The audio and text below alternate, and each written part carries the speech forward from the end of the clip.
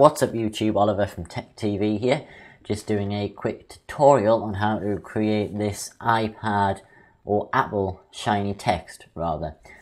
So it's used on many Apple products when they release a product such as an iPhone or an iPad. It's the kind of text that they use on their website or on advertisements. And I'm going to show you how you can recreate this, because it is nice text. You might want to use it on your website or such like. And it's actually really easy to do, and it's possible in Photoshop Elements. I'll be using Adobe Photoshop Elements 8 for this. So it is possible using Elements. It's not one of these things that requires advanced layer styles.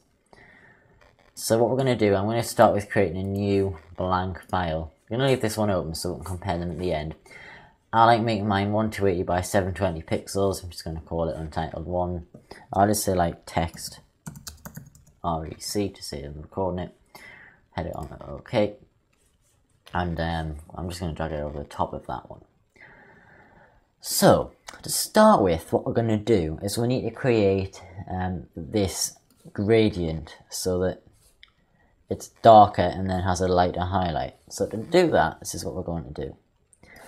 We're going to go over to the rectangular marquee tool, so it might be circular or rectangular.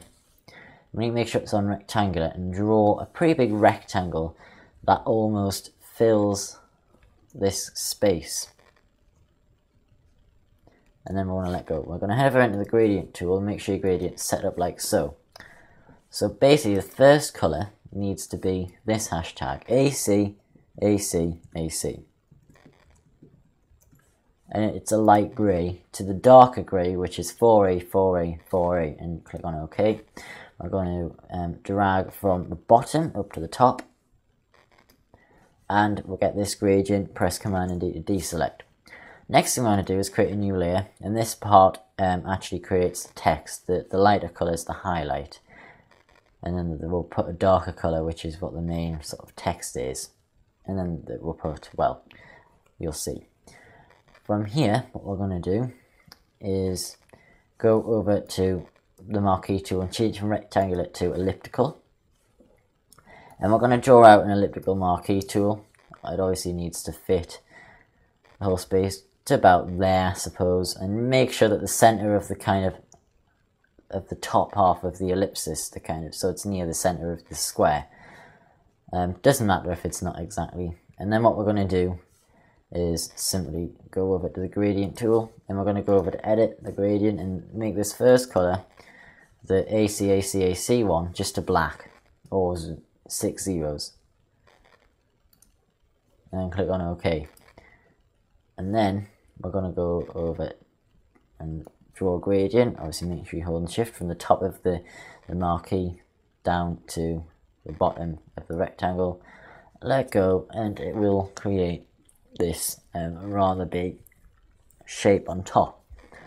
And from here, and it's very important that you create this as a new layer, by the way. Make sure you do create it as a new layer instead of on top of the background layer, because we're going to add a glow to it. So we're going to go into, well, press Command and D to deselect it, head over to layer style settings, and we're going to add a glow.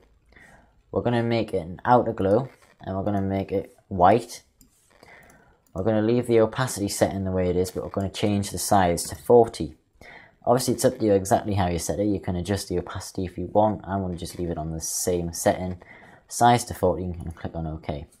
We're now going to create the text, so we'll go over to the text tool and just type out what you want, and making sure you're using Myriad Pro Semi-Bold. I mean, you could use any font, but that's the font that Apple use, and just type it out and position it so it's pretty much almost central. I might position it, say like that.